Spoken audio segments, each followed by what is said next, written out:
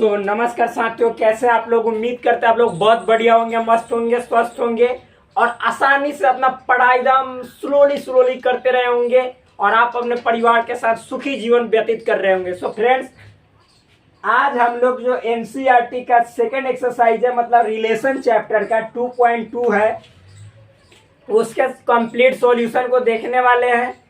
देखिए friends, complete इसमें ज़्यादा क्वेश्चंस है, जितना हो सकेगा उतना हम लोग यहाँ पे सॉल्व करेंगे। देखिए इसमें कौन कौन से टॉपिक है, सबसे पहले इसको भी तो क्लियर करना रहता है ताकि आप लोगों को इजी वे में समझ में आ जाए।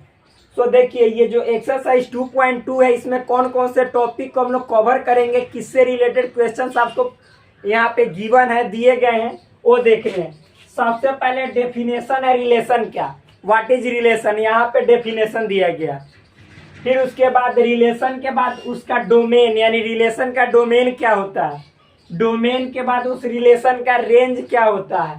रेंज के बाद उस रिलेशन का को डोमेन क्या होता है। फिर को डोमेन के बाद सेट पे, मतलब एक ही सेट पे रिलेशन कैसे पॉसिबल होता है, सिंगल सेट पे, वो पढ़ेंगे। फिर उसके बाद रिप्रेजेंटेशन ऑफ अ सेट, मतलब सेट रिलेशन होगा, मतलब एक रिलेशन को रिप्रेजेंट करने के कौन कौन से तरीके हैं, जैसे रोस्टर फॉर्म है, सेट बिल्डर फॉर्म है, टेबुलर फॉर्म है, ग्राफ मतलब मेथड है, इतने सारे हैं जो कि आप लोग को यहाँ पे दिखलाया जाएगा। तो पहला शुरू करते हैं। सबसे पहला जो आपका टॉपिक है जिसका नाम है रिलेशन। रिलेशन का मतलब होता है मेरे दोस्त संबंध। इस टॉपिक में, इस चैप्टर में आपको जो जो क्वेश्चंस जिससे रिलेटेड है, सभी का पहले हम यहाँ पे शॉर्ट इन्फॉर्मेशन दे देते हैं।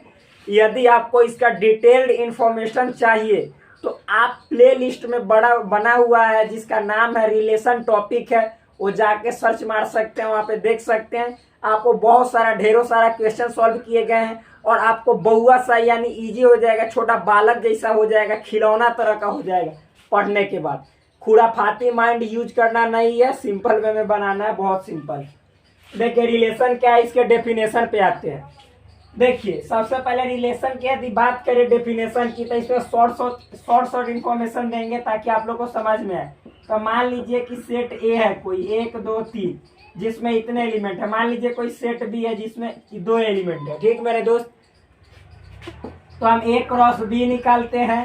तो जैसे 1 2 3 क्रॉस बी का ए कॉमा बी, इस तरह से ऑर्डर्ड पेयर बनेगा। जब कार्टेशियन प्रोडक्ट निकालते हैं तो 1a, फिर उसके बाद 1 का बी के साथ जाएगा तो 1b, 2 का ए के साथ जाएगा तो 2a, 2 का बी के साथ जाएगा तो 2b, 3 का ए के साथ जाएगा तो 3a, 3 का बी के साथ जाएगा तो 3b।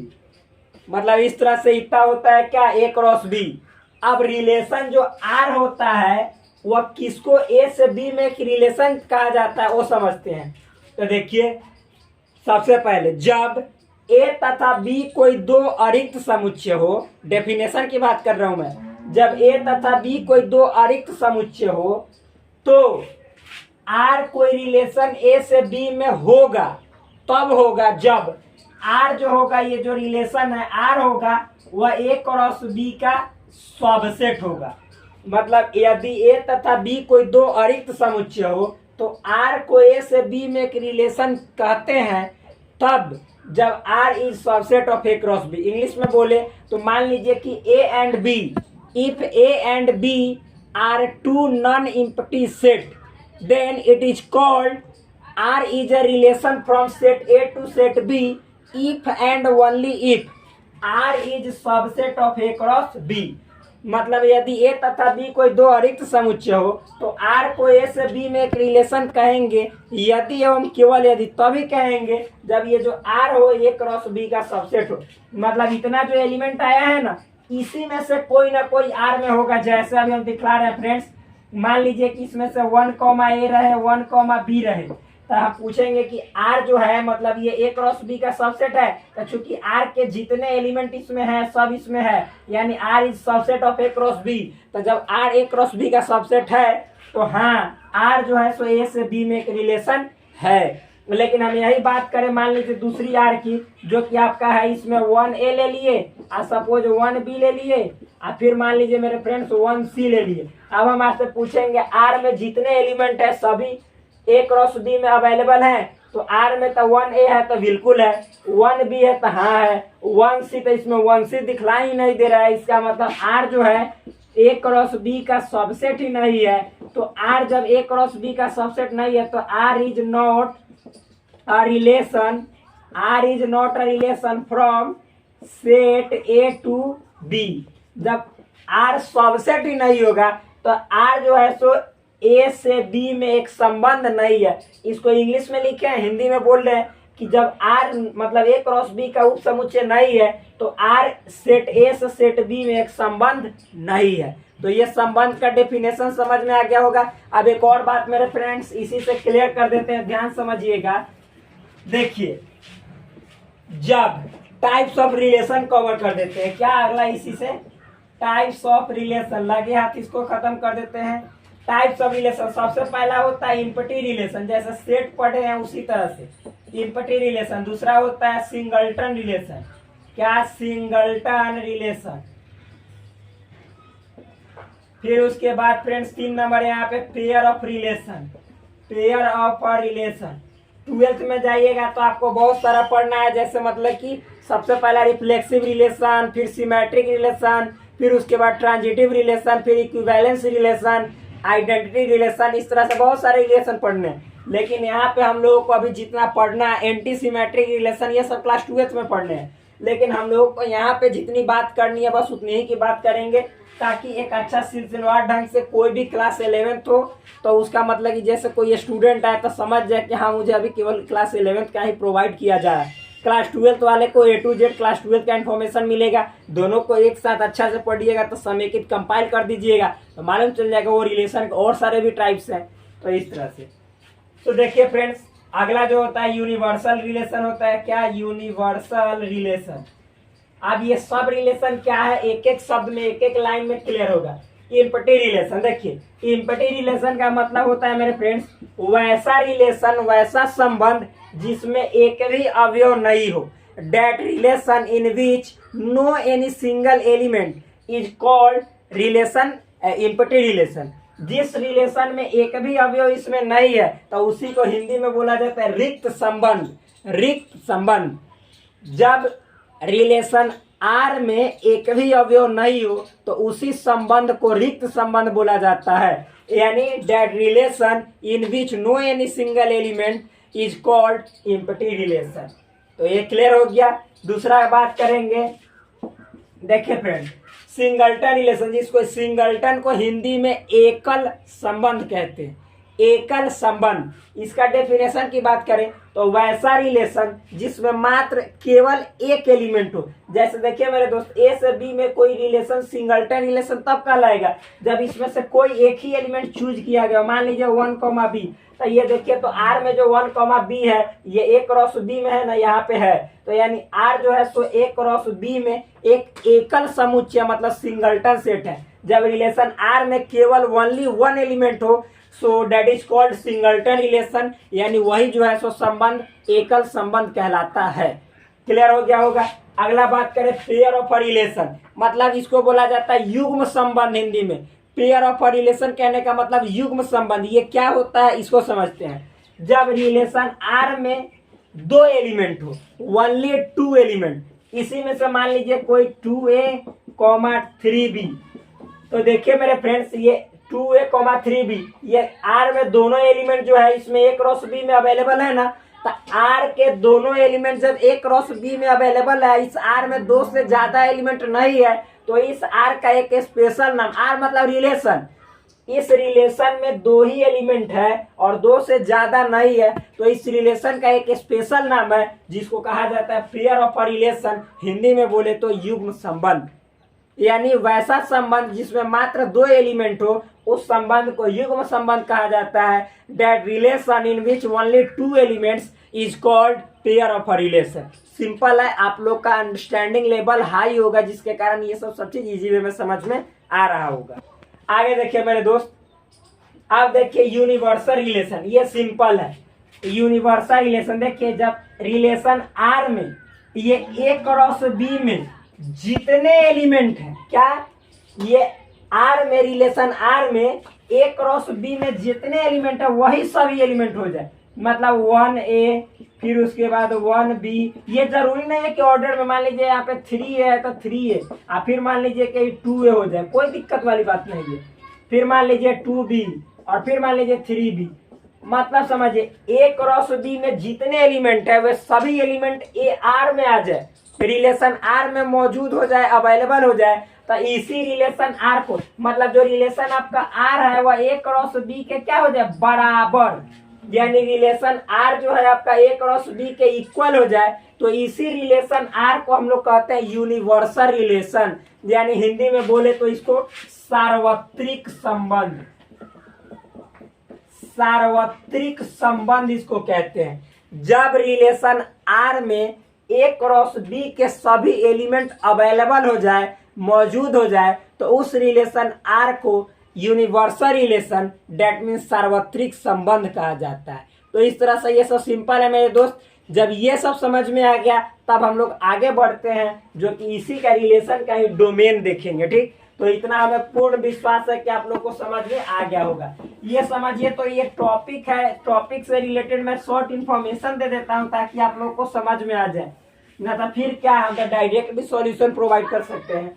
सो देखिए फ्रेंड्स, यहाँ पे हम बात करते हैं डोमेन ऑफ आर। आर का मतलब होता है रिलेशन, रिलेशन। ठीक, यानी जो रिलेशन आर है, हिंदी में इसको बोलते हैं आर का प्रांत। क्या, हिंदी में आर का प्रांत। प्रांत, आर मतलब रिलेशन का प्रांत। ये प्रांत क्या होता है इसको समझते हैं।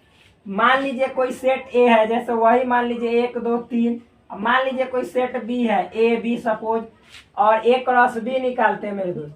तो ध्यान समझिएगा, ए में है 1 2 3 क्रॉस, बी में ए बी क्रॉस निकालेंगे तो 1A हो जाएगा, फिर 1B हो जाएगा, और 2A हो जाएगा, 2B हो जाएगा, और 3A हो जाएगा, और 3B हो जाएगा। तो इस तरह से ये खत्म हो गया। अब देखिए, मान लीजिए कोई रिलेशन R है, तो R जो होगा A क्रॉस B का सबसेट होगा। तो मान लीजिए इसी में से कोई 1A है, 1B है, मान लीजिए 2A है, इतने एलिमेंट है। तो R देखिए, तो R A क्रॉस B का सबसेट है, क्योंकि R में जितने एलिमेंट है सभी A क्रॉस B में मौजूद है, अवेलेबल है। सो फ्रेंड्स, यहाँ पे R मतलब कि A क्रॉस B का सबसेट हो गया। तो इसका मतलब R जो है सो A से B में एक रिलेशन, R जो है सो R A से B में क्या रिलेशन आपका है मतलब कि यस, R एक रिलेशन है। अब जब R एक रिलेशन है तो अब इसका हम लोग डोमेन निकालेंगे। डोमेन होता है प्रांत, जिसको हिंदी में कहते हैं। इसको सेट के रूप में ऐसे लिखा जाता है। तो सबसे पहले R में डोमेन वही होगा जो पहला होगा R का, तो 1 हो गया। फिर इसके बाद 1 है तो 1 अगेन नहीं लिखेंगे, क्योंकि सेट ही तो है, तो सेट में सेम एलिमेंट को रिपीट नहीं किया जाता है। तो अगला 2 है तो 2 लिखेंगे। अब इसके बाद कुछ है नहीं है, तो नहीं है, डेट्स ऑल, खत्म कर देंगे। डोमेन ऑफ R यानी जो R का प्रांत है वो 1,2 हो गया। अब इसी तरह से बात करें हम रेंज। क्या, रेंज, जिसको हिंदी में कहते हैं परिसर या परास। क्या कहते हैं फ्रेंड्स, परिसर या परास। ये परास क्या होता है, परिसर क्या होता है, रेंज क्या होता है, इसको समझने का प्रयास करते हैं। तो देखिए, R एक रिलेशन है A से B में, तो R वाला में जो बाद वाला घटक है, यानी बाद वाला जो R में ही जो ऑर्डर पेयर होता है, तो R में ऑर्डर पेयर का जो द्वितीय घटक है, जो सेकंड ऑर्डिनेट है, ये A है, B है, फिर A है। तो यानी यहाँ पे A है, B है और A है, तो A फिर नहीं लिखेंगे, बस A, B। यही आपका रेंज होता है। जो मतलब R में बाद वाला घटक होता है उसी को रेंज कहते हैं। तो इतना रेंज समझ में आ गया। अब एक और इसी से जुड़ा हुआ है कोडोमेन। क्या, कोडोमेन मेरे भाई, यहाँ पे इसको कहते हैं हिंदी में स्वप्रांत। ये क्या होता है सो समझेंगे। तो देखिए, R मतलब R कोई रिलेशन है जो A से B में रिलेशन है। ये नहीं कि रिलेशन है नहीं, मतलब R देखिए तो R रिलेशन कब होता है, जब R A से B में रिलेशन तभी होगा जब R A क्रॉस B का सबसेट होगा। तो यहाँ पे R में जितने एलिमेंट है सभी एलिमेंट A क्रॉस B में है। इसका मतलब R A क्रॉस B का एक सबसेट है। जब R A क्रॉस B का एक सबसेट है तो R जब A क्रॉस B का सबसेट होता है, यानी रिलेशन है R A से B में। जब R A से B में एक रिलेशन है, संबंध है, तो सेट बी यानी जिससे जिसमें है, तो ए से बी में है तो जिसमें है बी में है, तो बी के जितना जो एलिमेंट हो जाएंगे, बी के सभी एलिमेंट, तो बी में ए कॉमा बी है तो ये सभी को हम लोग कहते हैं कोडोमेन, या इसी को लिख सकते हैं सेट बी। सेट बी यानी जिसमें रिलेशन है, ए से बी में है तो बी के सभी एलिमेंट, जब आर ए से बी में के रिलेशन हो जाएगा तो सेट बी को ही यानी सेट बी को ही क्या कर देंगे, कोडोमेन। तो ये सब क्लियर हो गया। अब हम लोग आगे बढ़ते हैं, सो मिटाते हैं इसको फ्रेंड्स। मुझे भरोसा ये सब समझ में आया होगा। अब अगला जो टॉपिक है इसको देखने का प्रयास करते हैं, क्या है अगला टॉपिक का नाम है यहाँ पे आपको रिप्रेजेंटेशन ऑफ सेट। इससे पहले एक बात समझ लेते हैं। मान लीजिए कि जैसे सेट ए है जिसमें 1 2 3 एलिमेंट है, सेट बी है जिसमें मतलब कि ए कॉमा बी एलिमेंट है। ठीक फ्रेंड, सिंपल है। तो यहाँ पे मतलब कि ए क्रॉस बी निकालते हैं, तो ए क्रॉस बी निकालते हैं कैसे, 1 2 3 सेट ए पहले लिखते हैं, उसके बाद सेट बी ए कॉमा बी। आप क्या करते हैं, 1 ए करते हैं, फिर फ्रेंड्स 1 बी करते हैं, और 2 ए करते हैं, फिर 2 बी करते हैं, 3 ए करते हैं, फिर 3 बी करते हैं।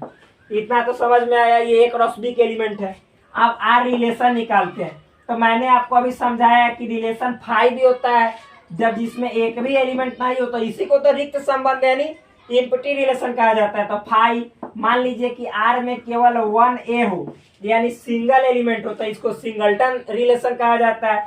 फिर मान लीजिए 2 हो तो पेयर रिलेशन, और सब का सब हो तो यूनिवर्सल रिलेशन। तो मान लीजिए फ्रेंड्स कि सेट ए में 1 2 3 एलिमेंट है। कितने एलिमेंट है, सेट ए में 3 एलिमेंट है। सेट बी में 1 2 कितने एलिमेंट है, 2 एलिमेंट है। तो अब ऐसा रहेगा कि सेट ए में 3 एलिमेंट, सेट बी में 2 एलिमेंट। तो बताइए कि जैसे आर मतलब जब सेट ए में 3 एलिमेंट हो, सेट बी में 2 एलिमेंट हो, तो टोटल कितने रिलेशन बनेंगे जो कि ए से बी में पॉसिबल होंगे।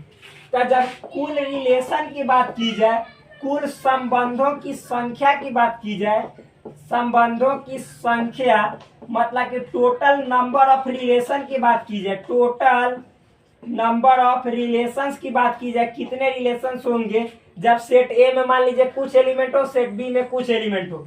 तो इसके लिए सिंपल है, सबसे पहले क्या करेंगे कि देखेंगे ए और बी में कितने एलिमेंट, मतलब अगर जो हम बात करेंगे क्या बताओ ए क्रॉस बी में कितने एलिमेंट है, तो इसको निकालने का एन ए एन बी तरीका। तो एन ए हो गया आपका 3 और एन बी हो गया 2, तो 3 दूनी 6। देखिए मतलब ए में 3 एलिमेंट है, बी में 2 एलिमेंट है, तो एन ए क्रॉस बी में 6 एलिमेंट हो जाएंगे। तो अब हम बोलेंगे कि बताओ रिलेशन आर में कितने एलिमेंट होंगे, मतलब आर में एलिमेंट नहीं, ए से बी में रिलेशन की संख्या, संबंधों की संख्या कितनी बनेगी, इसकी संख्या निकालो। सिंपल फॉर्मूला होता है 2 का पावर, और यहाँ पे ध्यान रखिएगा number of element in set A या गुने number of element in set B, या इतना ही को हम लिख सकते हैं 2 का power number of element in A cross B, यानी इतना ही के ना बदले ए क्रॉस बी में अवयवों की संख्या। तो मान लीजिए कि सेट ए में 3 एलिमेंट और सेट बी में 2 एलिमेंट है, तो यहाँ पे हो जाएगा आपको 3 गुने 2 यानी 2 का पावर 6। तो आप पूछेंगे कि ए से बी में टोटल कितने रिलेशन बनेंगे, तो 2 का पावर 6, 2 का पावर 6 का मतलब होता है 64। तो यानी टोटल 64 ए से बी में रिलेशन की संख्या हो जाएगी। Sorry friends. तो ये सब सिंपल है, ये आपको मिलेगा क्वेश्चंस, देखिएगा आगे आने वाला मतलब कि जो क्वेश्चंस है उसमें मिलेंगे, यानी रिलेशन की टोटल संख्या कैसे निकालेंगे, तो इस तरह से इस फॉर्मूला से निकालते हैं। ये टॉपिक क्लियर हो गया। नेक्स्ट देखते हैं, इसको मिटाते हैं फ्रेंड्स। आगे देखिए सिंपल है, अगला हम लोग इतना समझ गए। अब है topic representation of a relation, मतलब एक रिलेशन है उसका रिप्रेजेंटेशन कैसे होता है। अगला टॉपिक का नाम है रिप्रेजेंटेशन ऑफ अ रिलेशन। इसको हिंदी में बोले तो संबंध का निरूपण। क्या संबंध का निरूपण, मतलब संबंध को कैसे कैसे निरूपित किया जाता है। देखिए फ्रेंड, सिंपल वे में बताएंगे, इसका डिटेल्ड आपको एक्सप्लेनेशन हमारा जो टॉपिक रिलेशन बनाया वो उसका प्लेलिस्ट बना उसमें मिल जाएगा। ये तो एनसीईआरटी का सॉल्यूशन सीरीज है, तो देख लीजिए। क्या है, मान लीजिए कि सेट जैसे रिलेशन आर है, तो उसमें 1A करके फिर 2B करके 3C करके ऐसे मतलब एलिमेंट के फॉर्म में कॉमा लगा लगा कर लिखा हो तो इसको कहते हैं कि ये रोस्टर फॉर्म है। क्या रोस्टर फॉर्म है, जो कि आपको पहला है। देखिए रोस्टर फॉर्म ये क्लियर हो गया। जब सेकंड मान लीजिए यही रिलेशन x, y सच डेट ऐसे दिया हो x + y = 2 और x, y belongs to natural number और इस तरह से करके दिया हो x, y ऐसे ऑर्डर्ड पेयर के फॉर्म में हो तो इसको बोला जाता है set builder form. Set builder form इसको हिंदी में बोला जाता है समुच्चय निर्माण विधि या रूप।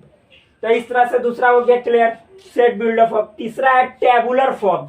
तो टेबुलर फॉर्म क्या होता है फ्रेंड्स, मान लीजिए कि जैसे रिलेशन आर है, यही है क्या, ये रिलेशन आर, मान लीजिए कि सेट ए है जिसमें 1 2 3 एलिमेंट है और सेट बी है मान लीजिए a, b एलिमेंट है और आर एक रिलेशन है जिसमें लिखा हुआ है 1A है फिर 2B है मान लीजिए 3B है, इस तरह से है। तो देखिए यहाँ पे आर ऐसे लिखेंगे और फिर फ्रेंड्स यहाँ पे सिंपल है, देखिएगा यहाँ पे आर लिख देंगे और फिर यहाँ पे जैसे लिखेंगे हम इस तरह से बॉक्स बनाएंगे। यहाँ पे देखिएगा इस तरह से ऐसे बॉक्स बनाएंगे। यहाँ पे 1 मतलब सेट ए के एलिमेंट, ए के एलिमेंट क्या है 1 2 3 और इधर सेट बी के एलिमेंट a, b। आप देखेंगे कि देखिए 1A आर में है तो 1A है ना, तो जब 1A रिलेशन का एलिमेंट रहता है तो 1 लिखा जाता है। फिर 1B तो इसमें 1B नहीं है तो 0 लिखा जाता है। फिर 2A तो 2A इसमें है नहीं तो 0। फिर 2B तो 2B देखिए यहाँ पे है, तो जहाँ पे रिलेशन में एलिमेंट रहता है तो 1 और नहीं रहता है तो 0। फिर उसके बाद फ्रेंड्स 3A तो 3A इसमें नहीं है तो 0।